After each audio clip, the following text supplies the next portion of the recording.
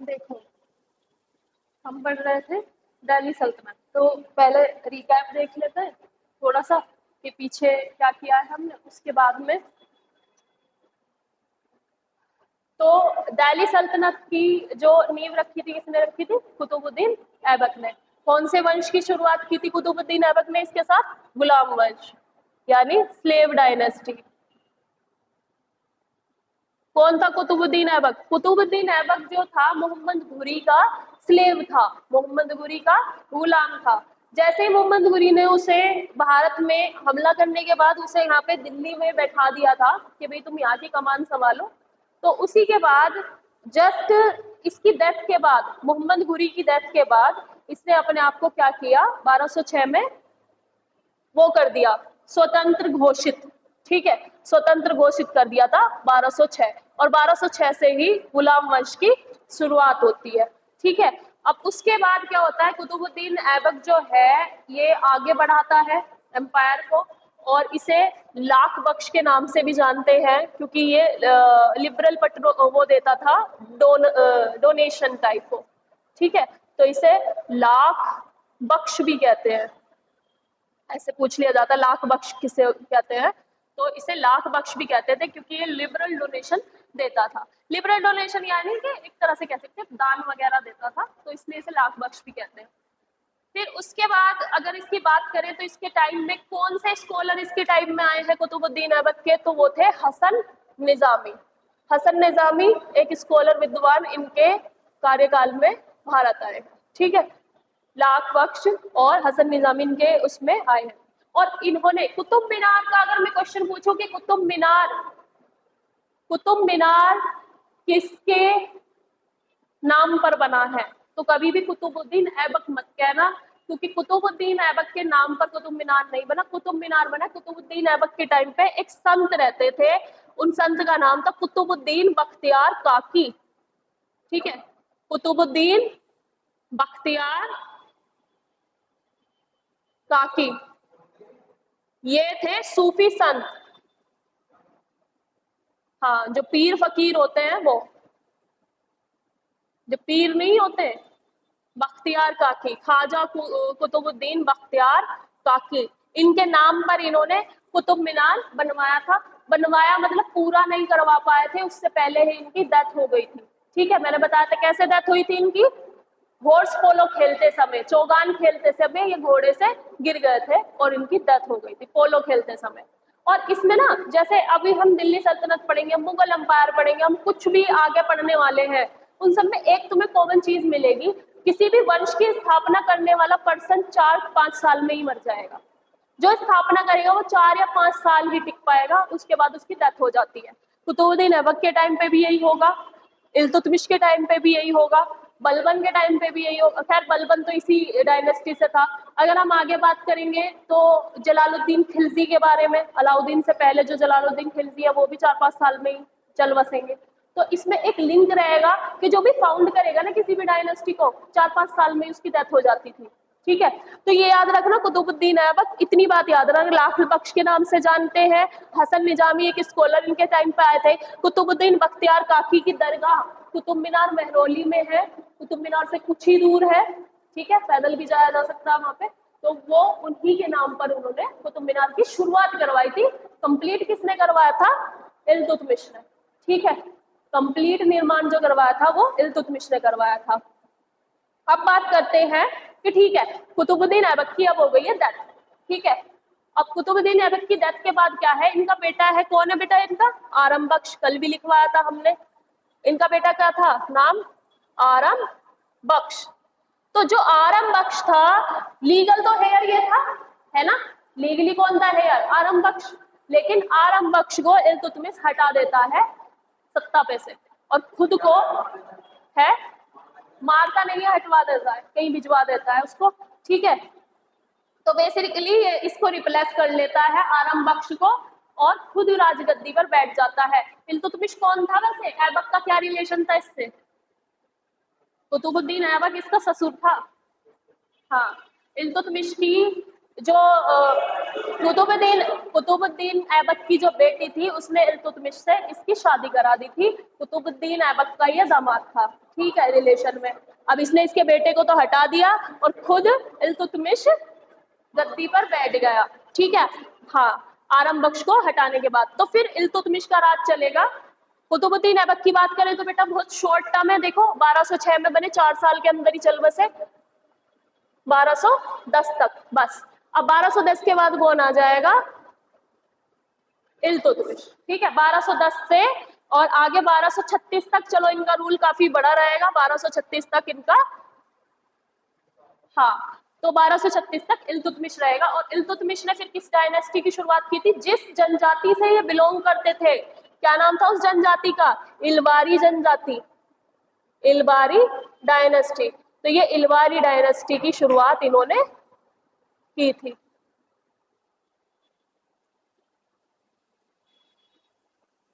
Ilbari dynasty, तो याद रखना कुतुबुद्दीन इलबारी ट्राइब से बिलोंग करता था, तो उसने इलबारी डायनेस्टी की शुरुआत की थी। अब इल्तुतमिश के बारे में मैंने पहले ही बता दिया, नंबर 1 इलबारी डायनेस्टी से बिलोंग करता था, नंबर 2 कुतुबुद्दीन ऐबक का क्या था? ये दामाद, ठीक है। हाँ, उसके बाद इसके बेटे को इसने हटा दिया था, कुतुबुद्दीन ऐबक को। स्लेव कल्चर के बारे में सुना है? स्लेव, पहले बहुत स्लेव कल्चर होता था, ओटोमन्स में बहुत ज्यादा था और बहुत खराब वाला था। मतलब तुम कोई भी सीरीज स्लेव कल्चर, जैसे कि सब जगह था, वैसे तो इंडिया में भी था, हम डिनाई नहीं कर रहे, क्योंकि था तो था बेटा, जो सच है वो सच है। देवदासी प्रथा थी, हमारे यहाँ दासियां रखी जाती थी, ठीक है। स्लेव कल्चर सब जगह था, पता क्या था बेसिकली, बट ओटोमन्स में इसलिए पूरा कहा जाता है क्योंकि वहां पे बहुत ज्यादा ह्यूमिलेट करते थे। जहां पे हमला किया वहां पे जो मेल होते थे, पुरुष होते थे, उनको तो मार दिया जाता था, और उनकी जो औरतें और बच्चे होते थे उनको उठा लिया जाता था, उनको फिर वो अपने वहां पे गुलाम की तरह रखते थे, ठीक है।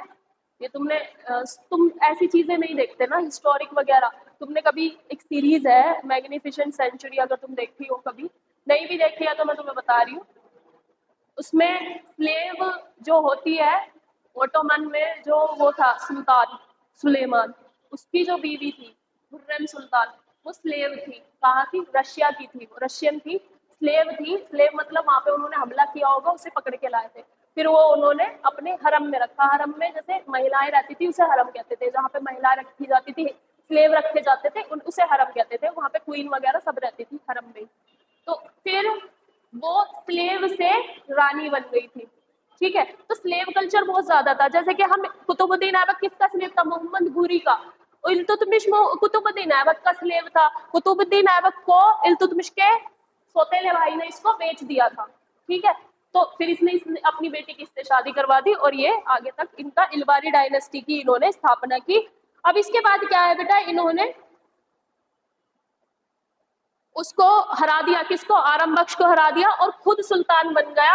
और कहाँ पे कैपिटल बनाई इन्होंने? पहले कैपिटल किस कहाँ पर थी? लाहौर में। लाहौर से इन्होंने कैपिटल कहाँ शिफ्ट कर ली?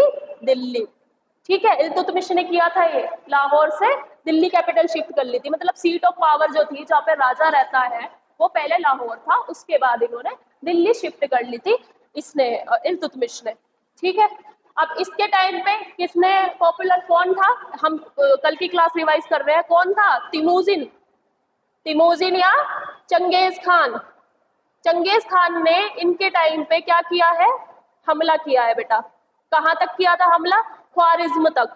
ख्वारिज्म में जो प्रिंस था, राजा था, उसका नाम क्या था? जलालुद्दीन मकबरनी।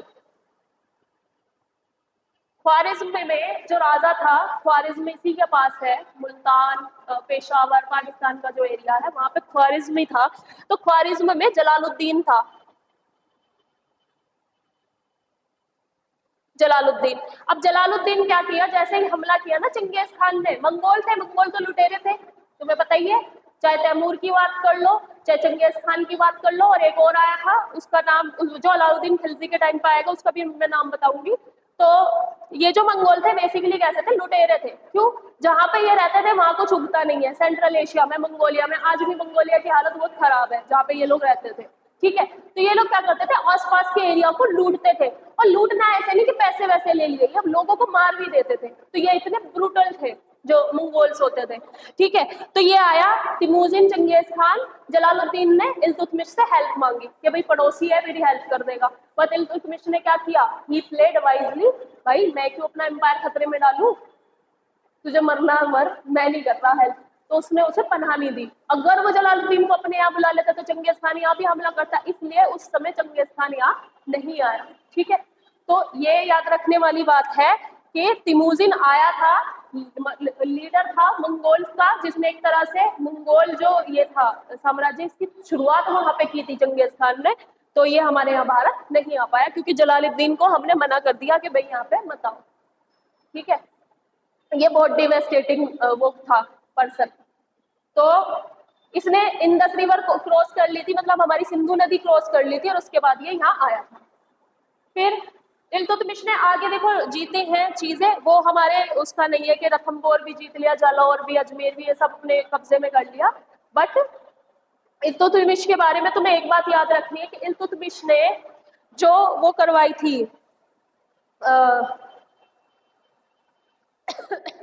मैंने एक चीज बताई थी बेटा तुम्हें कि ईरान में दो वे हैं, क्लेन कैलिफेट है, अब्बासिद है, और एक क्या है, उम्मयद। उम्मयद, तो अब्बासिद और उम्मयद जो है ये दो कैलिफेट के सेक्ट हैं। कैलिफेट मैंने बताया था खलीफा, ठीक है, जो प्रॉफिट मोहम्मद की डेथ के बाद जो दो सेक्ट डिवाइड हो गए थे ना, तो उनमें से दो सेक्ट थे, अब्बासिद और उम्मयद। तो अब्बासिद का वहां पे बहुत बड़ा एम्पायर था, कहां पर था एम्पायर, ईरान में। तो ईरान से इल्तुतमिश ने वहां से एक रिकॉग्निशन ले लिया था। रिकॉग्निशन मतलब ये जो अब्बासिद ये थे ना, एक ऐसे माना जाता है कि अभी भी देखो, तुम देखो तो इवन इफ इन इंडिया हम क्योंकि इस्लाम का धर्म कहाँ से हुआ है, अरब से, तो अभी भी इंडियन मुस्लिम अरब को बहुत होली मानता है, पवित्र जगह मानता है अरब को, मक्का मदीना को, क्योंकि उसका रिलेशन है उनके प्रॉफिट से, जिस रिलीजन को वो फॉलो कर रहे हैं। ठीक है, तो उस समय क्या था, अब्बासिद बहुत बड़े माने जाते थे अरब में, क्योंकि उनको ऐसे माना जाता था कि डायरेक्ट जो है ही उनके वो है वंशज, किसके, मोहम्मद कैलिफेट, इनके प्रॉफिट मोहम्मद के वंशज है। तो इसलिए उनकी बहुत बड़ी पावर थी कि उनसे अगर हमें, जैसे कि अब आज के टाइम में तुम ये कहने लगो कि मैं मोदी को जानता हूँ, तो ये बहुत बड़ी बात मानी जाती है ना। तुम कहने लगो अरे मैं तो फोटो खिंचवा के आया हूँ, भले ही तुम्हें मोदी नहीं जानते हो, ठीक है, वो बात अलग है। बट हाँ, कह देते हैं कि मेरे तो लिंक वहां तक है, मैं तो बीजेपी के इतने बड़े लीडर को जानता हूँ, या फिर ऐसे कहते हैं मैं राहुल गांधी से मिला था, मैं राहुल गांधी को जानता हूँ, ऐसे। तो ऐसे ही इल्तुतमिश के लिए अब्बासिद और उमैयद ये जो थे कैलिफेट, इनकी बहुत उस समय क्या थी, पावर थी, सीट ऑफ पावर इनकी पर्शिया थी, यानी कि अभी इराक, ईरान। तो अब्बासिद जो थे, इनसे इल्तुतमिश को रिकॉग्निशन मिली थी कि हाँ ठीक है तुम दिल्ली के सुल्तान हो। वो रिकॉग्निशन मिलने के बाद उसकी रिस्पेक्ट और बढ़ गई। ठीक है, ऐसे बढ़ जाती है ना, जैसे आज के टाइम में बाबा है, किसी से बाबा से मिलने चले गए ना, ठीक है, तो कहता है अरे मैं उस बाबा को जानता हूँ, ठीक है, और से कोई उपाधि दे दे कि ये तुम्हारी उपाधि है, तो वो अपने आप में बहुत रिस्पेक्ट वाली बात है। ठीक है, तो सेम ऐसे ही अब्बासिद जो रूलर था पर्शिया में, उससे इल्तुतमिश को रिकॉग्निशन मिल गई थी कि तुम दिल्ली के सुल्तान हो। ठीक है, हाँ, अब्बासिद कैलिफ ने 1229 में कहा था कि तुम दिल्ली के लीगल सुल्तान हो। ठीक है, 1229 में कहा था, और फिर ये लीगली यहाँ के सुल्तान बन गए थे। ठीक है, इल्तुतमिश इल्तुतमिश के टाइम पे भी बेटा बहुत सारे हमारे, हम जो मेन फोकस रखेंगे वो इन पे रखेंगे कि कौन कौन स्कॉलर था और कौन कौन आए थे। तो इनके टाइम पे एक तो स्कॉलर आए थे, सूफी सेंट थे, एक तो मिनहाज उस सिराज। अगर इल्तुतमिश के हम टाइम का देखें तो मिनाज उस सिराज स्कॉलर्स थे, कुछ स्कॉलर्स थे।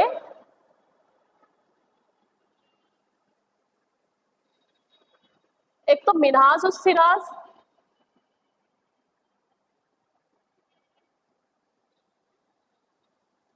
मिनाज उस सिराज, ठीक है, ये स्कॉलर यानी विद्वान हमारे यहाँ इनके साथ रहे हैं, इनके कोर्ट में। निजामुल मुल्क,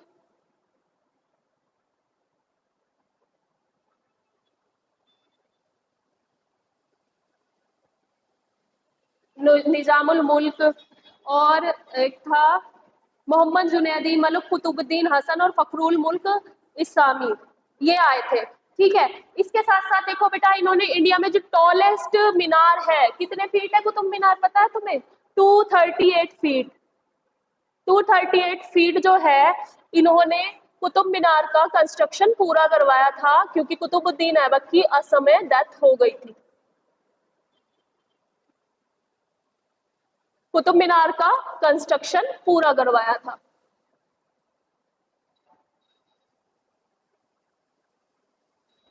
इन्होंने कंप्लीट करवाया था। कुतुब मीनार का जो कंस्ट्रक्शन है वो इन्होंने पूरा करवाया था। उसके साथ साथ बेटा इन्होंने एक अजमेर में एक मॉस्क बनवाई थी।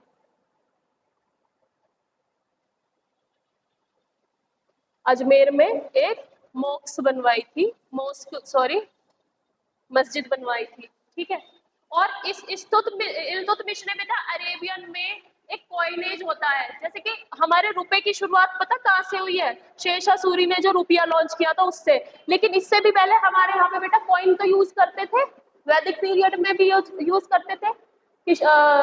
निशक और कृष्णला कॉइन्स थे, फिर कनिष्क के टाइम पे भी कॉइन्स थे, गुप्ता साम्राज्य में भी हमें बहुत सारे कॉइन्स मिले, वो भी कॉइनेज सिस्टम था। बट इन्होंने अरेबिक कॉइनेज सिस्टम जो है वो यहाँ पे लॉन्च किया था। तो कॉइन की अगर हम बात करें तो इन्होंने लॉन्च किया था सिल्वर टंका। ये जो टंका शब्द है जो बाद में टका बन गया, हम कहते हैं ना कितने टके का है ये जो शब्द टका आ गया है ना, अब सिल्वर टंका होता था पहले, तो टका वर्ड जो है ये टंका से ही आया है। टंका कोई नहीं लेता, टका ही कहते थे। तो टंका जो है ये कितने का था? 175 ग्राम सिल्वर का बना होता था। ठीक है, ये सिक्का होता था। और क्वेश्चन में ये भी आ जाता है बेटा कि सिल्वर टंका किसने चलाया था? तो ये इल्तुतमिश ने इंट्रोड्यूस करवाया था, और ये अरेबियन कॉइनेज है। मतलब हमारे यहाँ पे नहीं ये कॉइन यूज होते थे, ये अरेबियन कॉइनेज सिस्टम है। Coinage, Arabian coinage. ठीक है, और यही जो है बेटा, यही सिल्वर टंका जो है ये अब हमारे मॉडर्न रुपी का बेसिस है। ठीक है, हमारे मॉडर्न जो रुपी है, रुपया जो है उसका बेसिस यही से आया है, मिडेवल हिस्ट्री से। जैसे कि उस समय सिल्वर टंका है, अब हमारे यहाँ एल्यूमिनियम के छाप रहे हैं। ठीक है, पीतल के, एल्यूमिनियम की ये है करेंसी। ठीक है, उस समय सिल्वर टंका था, और अब हमारे यहाँ पे ये जो मॉडर्न रुपी है ये इसी से बना। ठीक है, उसी समय, मतलब कोई चीज हिस्ट्री में जब होती है तो कहते हैं ना, हिस्ट्री रिपीट्स इटसेल्फ। हम कहीं ना कहीं हमारी जो आज भी प्रैक्टिसेस है वो इंडस वैली सिविलाइजेशन से जुड़ी हुई है। ठीक है, तो वो इंडस वैली सिविलाइजेशन भले ही अब नहीं है वहां पर, लेकिन हमने वो चीजें अडॉप्ट की है। ठीक है, तो सेम ऐसे ही इल्तुतमिश भले ही नहीं है सिल्वर टंका, लेकिन हम रूपी तो यूज कर रहे हैं, तो हिस्ट्री जो है ग्रेजुअली डेवलप्ड हुई है। ठीक है, तो इसलिए जो टंका चलाया था इन्होंने चलाया था। अब फेमस, चलो इनका रूल खत्म हुआ। अब बात करते हैं हमारे थर्ड जो वो है कैरेक्टर, जिनका नाम है रजिया सुल्तान। रजिया सुल्तान के बारे में कुछ तो सुना होगा तुमने? रजिया सुल्तान के बारे में कुछ सुना? गानों में ही सुना होगा बस रजिया।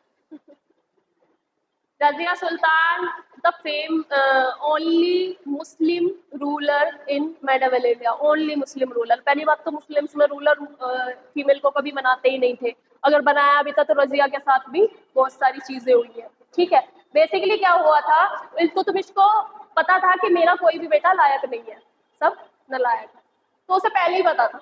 ठीक है, तो उसने अपनी बेटी को नॉमिनेट कर दिया था। नॉमिनेट मतलब जैसे मरने से पहले ही बता दिया कि बेटा अगली बार गद्दी पे ये बैठेगी। हाँ, तो उसने कह दिया था कि रजिया बैठेगी अगली बार गद्दी पे, क्योंकि उसे पता था कि मेरे बेटे उस लायक नहीं है, योग्य नहीं है। पता चल जाता है पिता को, पिता ही बेहतर जानता है। ठीक है, तो रजिया को, अब पहली बात तो काजी वाजी थे उस समय, अभी भी है, और कुछ काजी और ये जो होता है ना थियोलॉजियन, ये बहुत ओपोज करते हैं विमेन को कि अच्छा विमेन हमें रूल करेंगी। अभी भी पेट्रियार्कल माइंडसेट है। अगर तुम इंडिया में भी देखो, हमारे यहाँ पे भी हम भी है, वैसे भी ये भी अभी इंडिया के ही है। ठीक है, तो बेसिकली क्या हुआ है, ओनली मुस्लिम फेमस रूलर यही है। हिंदूज में बहुत सारे हैं। ठीक है, क्योंकि अगर हम नाम बात ले, अहिल्या बाई का नाम हम लेते हैं, काशी बाई का हम नाम लेते हैं, बाजीराव में, ठीक है, बहुत सारी जो टू रूलर्स है उनमें फिर भी फीमेल्स ने रूल किया है, रीजेंट बन के किया हो या कैसे भी किया हो, बट रूल किया है। But only in Muslim there is a name, only one name, that is Razia. ठीक है, तो बेसिकली क्या हुआ था, उसने नॉमिनेट कर दिया, मेरे मरने के बाद रजिया को बनाना है सुल्तान। अब रजिया के साथ प्रॉब्लम ये थी कि वहां दिल्ली के काजी जो थे,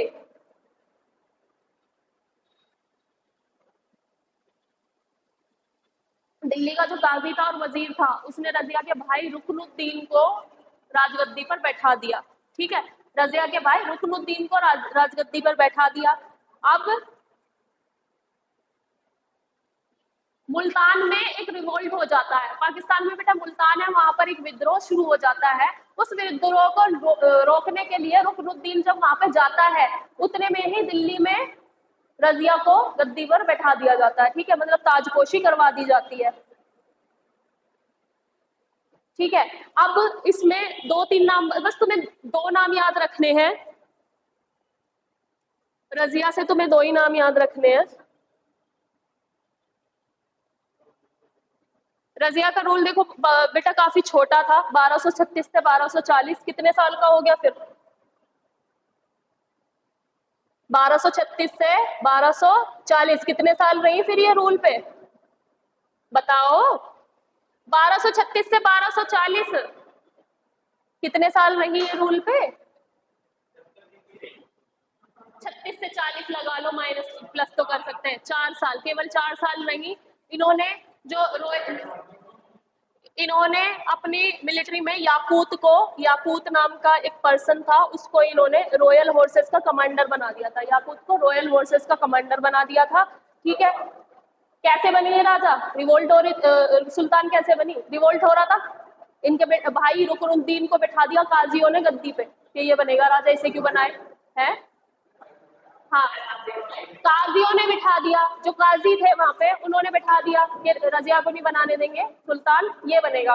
रुकनुद्दीन, मुल्तान में कुछ हो गया, मुल्तान में जैसे रिवोल्ट चल जाते थे ना, कि किसी राजा ने रिवोल्ट कर दिया कि मुल्तान में तो वो कर रहा हूँ आजाद, तो ऐसे रुकनुद्दीन वहां पे दौड़ा सप्रेस करने के लिए रिवोल्ट को, और फिर रजिया को गद्दी पर बैठा दिया। रजिया फिर सुल्तान बन गई उसके वहां जाने के बाद। फिर इन्होंने याकूत को रॉयल फोर्सेस का मास्टर अपॉइंट किया, याकूत नाम के एक पर्सन को। ठीक है, और इन्होंने देखो, रजिया ने जो मुस्लिम्स में प्रैक्टिसेस होती है उन सबको हटा दिया। क्या पर्दा होता था? ठीक है, अपैरल हटा दिया कि फेस वो करके ढक के जाते थे, वो उन्होंने हटा दिया। वो कोर्ट में फेस हटा के बैठती थी। अब इस बात से काजी चिढ़ गए, जो थियोलॉजियंस होते हैं वो तो चिढ़ जाते हैं, भाई लड़की है, पर्दा नहीं किया, ये है वो है, वो सारी बातें। और वो हंटिंग पे भी जाती थी, मतलब उनके जितने भी शौक थे वो ऐसे थे जैसे कि एक लड़के वाले जो शौक होते हैं, हंटिंग भी करती थी और बिना पर्दे के वो बैठती थी वहां पर। यही बात से वो थियोलॉजियन जो थे, उलेमा या काजी, वो चिढ़ गए। ठीक है, अब वो प्लानिंग करते हैं इसको मारने की। देखो अब क्या होता है कि तबर हिंद में 1240 में क्या होता है, तबर हिंद में, तबर हिंद मैं बताती हूँ तुम्हें, तबर हिंद तुम्हें पता है क्या है तबर हिंद? तबर हिंद प्रेजेंट डे में भटिंडा, भटिंडा कहां पर है? पंजाब में। भटिंडा पंजाब में एक रिवोल्ट हो जाता है, कौन करता है ये रिवोल्ट? अल्तुनिया। तो रजिया जो है ये वहां पर रिवोल्ट को वो करने जाती है सप्रेस, लेकिन वो रजिया को पकड़ लेता है और जेल में बंद कर देता है। ठीक है, अब रजिया क्या करती है इसमें, 1240 में ही रजिया अल्तुनिया से छूट जाती है और अल्तुनिया से शादी करके वापस आ रही होती है और रास्ते में उनको मार दिया जाता है। हाँ, जिसने इम्प्रिजन किया था अल्तुनिया ने, अल्तुनिया से शादी हो जाती है और उससे शादी करने के बाद जब दिल्ली की तरफ आ रही होती है उन्हें रास्ते में मार दिया जाता है। कौन मारता है पता है?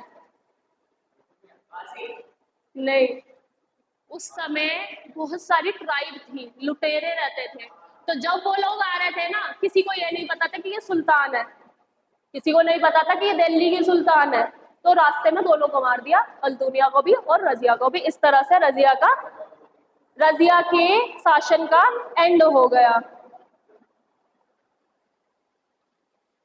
ठीक है, अब बेटा यहाँ पे रजिया के बाद फिर वही लड़ाई झगड़े शुरू हो गए, अब कौन बनेगा?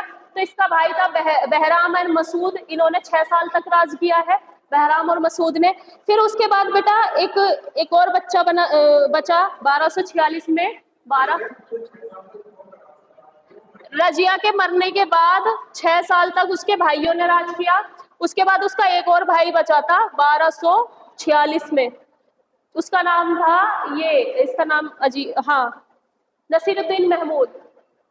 जो नसीरुद्दीन महमूद था रजिया का सबसे छोटा भाई, वो राजगद्दी पे बैठा, उसको बलबन ने हटा दिया था। अब आती है किसका रूल आएगा, बलबन का। ठीक है, अब जो रूल आएगा बलबन का रूल आएगा। हाँ ये रहा ना, मैंने बताया ना पहले कुतुबुद्दीन ऐबक 1206 से 1210, फिर 1210 से 1236 इल्तुतमिश, 1236 से 1240 कौन रहा, रजिया। अब बलबन आएगा, बलबन रहेगा 1246 से, क्योंकि 6 साल तो वही अनसर्टेनिटी रही कि कौन राजा बनना। बहरम, उसका भाई बहरम और मसूद 6 साल तक इन्होंने राज किया। उसके बाद इनका छोटा भाई बचा कौन, नसीरुद्दीन महमूद। हाँ, और सब ऐसे ही होता था, ऐसे ही होता था। वहां पे राजकाज को लेके, मतलब राजगद्दी को लेकर, थ्रोन को लेके हमेशा झगड़ा रहा है। हाँ, जैसे तुमने गेम ऑफ थ्रोन भी देखी होगी, वहां पे भी ब्रूटली एक दूसरे को मार देते थे, किसी को भी मार देते थे। ठीक है, जैसे कि सबसे ज्यादा जो दयनीय डेथ मुझे लगी है, नेड स्टार्क की लगी है सबसे ज्यादा। नेड स्टार्क डिजर्व भी नहीं करता था, बट नेड स्टार्क के साथ कितना बुरा किया है। तो ऐसे ही होता था राजनीति में, ना तो माता पिता बहन भाई सब रिश्तेदारी भूल जाओ, राजनीति में कोई भाई बहन नहीं होता। ठीक है, तो ये था 1236 में। अब कौन आ गया है, बलबन। 1200 बलबन का रूल बेटा रहेगा 1246 में, बलबन रहा 1246, और बलबन पर ही हमारे दिल्ली सल्तनत 1 का जो पार्ट है वो पूरा हो जाएगा।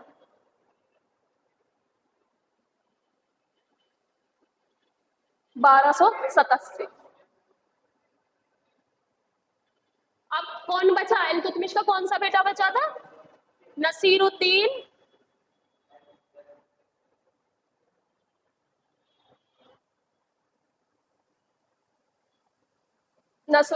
महमूद। बलबन जो था, बलबन का पूरा नाम था बेटा गयासुद्दीन बलबन।